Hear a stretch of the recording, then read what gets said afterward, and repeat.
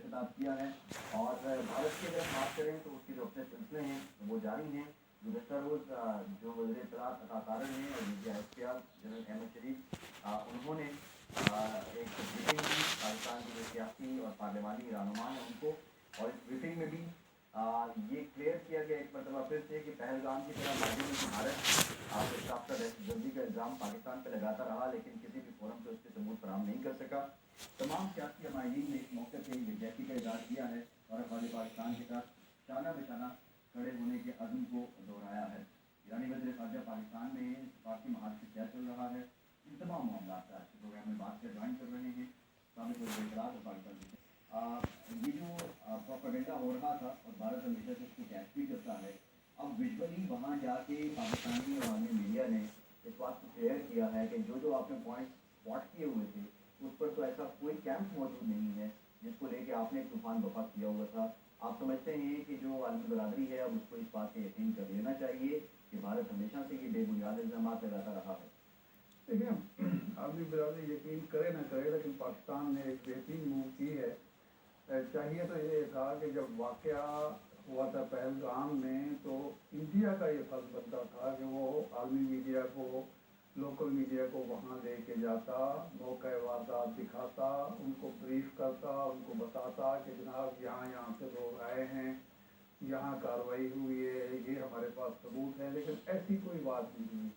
اس کے برعکس پاکستان پر الزام تراشی ہوئی تو پاکستان نے 2-3 اہم موو کی. نمبر 1 تو یہ کہا کہ یہ آپ تحقیقات کریں کسی بھی انٹرنیشنل باڈی سے یا کسی بھی غیر جانبدار فورم پر, ہم تعاون کرنے کے لیے تیار ہیں. وہاں ثبوت رکھیں, ہم بتائیں گے کہ یہ ہمارے خلاف ثبوت نہیں ہے.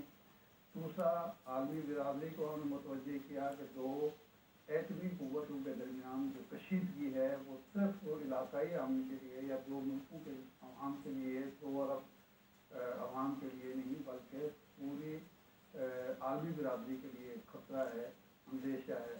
اور تیسرا, یہ جو آج اقدام ہوا ہے ایک 2 لائن پہ جا کے دکھایا گیا ہے, اس میں جو اہم جو صحافی تھے اداروں کے وہ موجود تھے.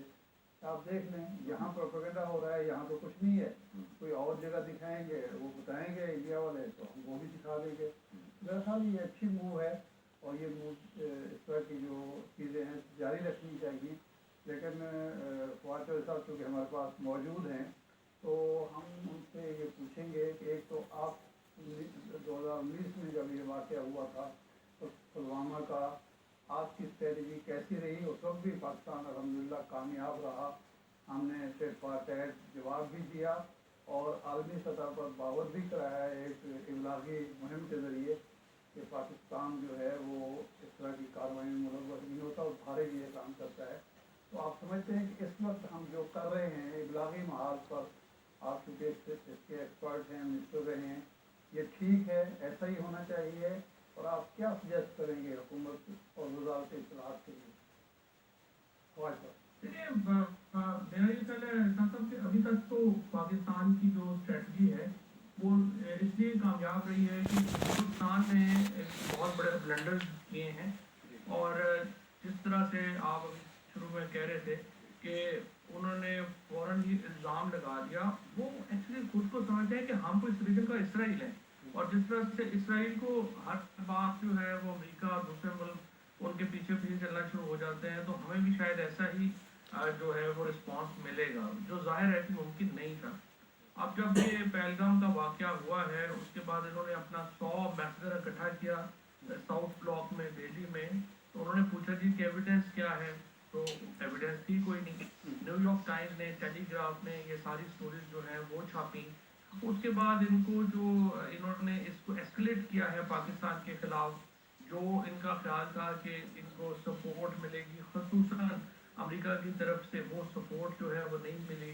اور جے ڈی وینس جو اس وقت انڈیا میں ہی موجود تھے, انہوں نے ہی کہہ دیا ہے کہ دیکھیں ہم یہ نہیں چاہتے کہ یہ ایسکلیٹ کرے یہ اس طرح کی جو ٹینشن ہے. اور اسی طرح سے یورپی یونین پہ کل آپ نے دیکھا ہوگا کہ جے شنکر تو برس ہی پڑے ہیں یورپ کے منسٹرز کے اوپر کہ جی آپ پریچر بن گئے ہیں, ہم تو پارٹنرز ڈھونڈ رہے ہیں. تو وہ آپ دیکھتے ہیں کہ مطلب جو انٹرنیشنل रिस्पॉन्स जिस किस्म का वो एक्सपेक्ट कर रहे थे वो उनको जो है वो नहीं मिला।